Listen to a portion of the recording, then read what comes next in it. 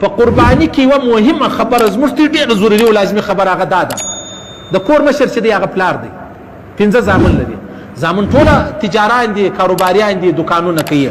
اوس ورته وګورو چې دغه جایداد دا کاروبار دا روپۍ د بابا دي آیا که د الکوانو دي که د بابا وي و الکوانو ته ورکړي وي چې هلکو ته کاروبار په وکړي لکه عام طور چې زموږ ته خلک دي بیا به بابا یوه قرباني وکړي پر زامنو باندې قرباني نشته صحیح سو بابا به یوه قرباني وکړي پر زامنو قرباني نشته ها که چیرې داسې ولو چې زامن چې دي هغه اختیارمند دي اختیارمند دا معنا په خپله محنت کړی دی په خپله منډه ترنډه کړې د روپۍ یې ګټلې دي اوس ودته روپۍ بابا یې ژوندی دی خپلې روپۍ هم لري نو بیا به دی راولاړېږي خپله قرباني به جلا کوي بابا به خپله قرباني چې د هغه جلا کوي یا بله خبره دا د عزیزانو چې زموږ تی په کورو کې اوس یو سړی د 15 زامن دي ځوانان هغه ټول د په تصرف کې د په کفالت کې دي ټیک دی کاروبار به د هغه الکوان کوي انجونې چې کومې دي دا کوروالاوي د زامنو هغه سونه لري چې سونه لري هغه نو بیا د چا نه ده هغه د بابا نه ده نه د بابا ده نه د خاوند ده چې نه د بابا ده نه د خاوند ده پر دې ښځه باندې چې شته قرباني چې د هغه ضروري ده زموږ ته زنانې ډېرې کمزوري دي په دې حواله باندې هغه قرباني نه کوي په دا خبرو ګر څه نه پوهېږي چې یاره پر ما قرباني شته بیا دا وایي زما سړی دی وایي چې زما یې په څه زه د کومې خوا وکړمه ته به راولاړېږې دا خپله سونه به خرڅوې د سونې څه به څه خرڅوې بیا به قرباني ورباندې کوې که نه د الله رسول بي بي عایشې صدیقې ته ویل یو چلی یې په ګوته و یو چلی ول زکات یې ورکوې دی ویل یا رسول الله پیغمبر اسلام ته وفرمیل ستا د جهنم دپاره دا یو چلی چې دی هغه کافي دی ستا د جهنم دپاره دا یو چلی چې دی هغه کافي دی یا بله خبره دا د عزیزانو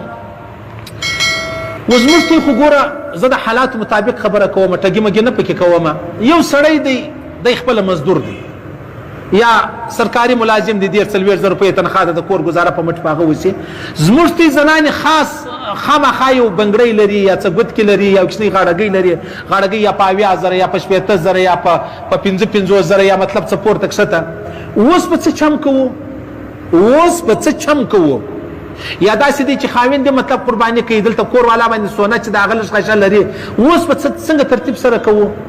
لاس تنګ دی یوه خواته مخ نه ګرځي په دې کې بس عزیزانو سړی راولاړ سي دا خپلو زنانو ته ووایاست دا د ډېرې مجبورۍ دا خبره ده عزیزانو تر نه کولو نو دا خبره چې د هغه بیا ښه ده تر نه کولو چې سونام لري او قرباني هم نه کوي تر هغه نو بیا دا ښه خبره ده چې راولاړ سو ورته ووایي د خپلې کوروالا ته چې کوروالا پر تا باندې قرباني کیږي ولې ته دا سونه لري و سونه مطلب یوه توله لري یوه توله خو ما د په لک روپۍ ده اوس پر یوه توله سونه باندې قرباني چې د هغه نشته شرط دا دی خالي سونه که یوه روپۍ ورسره درلوده دا به دواړه سره یو ځای کې هغه 2.50 نیمې تولو ته بیا مخامخ کې که د هغه مقدار جوړېدل صحیح خبره ده که نه یې نشته ورباندې نو کور والا ته سړی ووایي چې ښځې دا سونه چې د هغه څه چم وکړه تر ټولو ښه خبره دا ده چې خپل کوچنی بچی دی یا د میاشتې یا د 2 یا د 3 دا دې هغه ته وروبخښي کښنې ته چې وروبخښله چې وروبخښله در 15 کالو پورې دا کښنی خو مطلب چیش دی هغه خو نابالغه دی پر هغه چیش نشته قرباني نشته دا سونه ده د کښنې استعمالول یې خپله مور سي یا راولاړ سي یا خاوند چې د هغه قرباني کوي په څه خواره یې سره جوړه کړې ده او دلته کور والا چې د هغه سونه لري اوس نو سړی دونه وس لري نه ښځه دونه وس لري چې دا قرباني هغه ورلره وکړي نو راولاړ دي سي بیا د دا خپله سونه د رښتیا او خپل خاوند ته وسپاري د رښتیا دې ورته ووایي چې دا ستا ده زه در بخښم ته پوهېږې کار دې پوهېږې بس بیا به دا سړی یوه قرباني کوي او د زکات ټیم رالی زکات به ځینې ورکوي که نه اوس خبره دا ده پر بابا باندې د زوی قرباني نشته پر بابا د زوی قرباني زوی پوهېږي خپل کار یې پوهېږي پر خاوند باندې د کور والا قرباني نشته خاوند باندې د کور والا قرباني ښځه پوهېږي خپل کار یې پوهېږي د دې سونه ده د دې سره مطلب مال دولت ورسره دی د خاوند هېڅ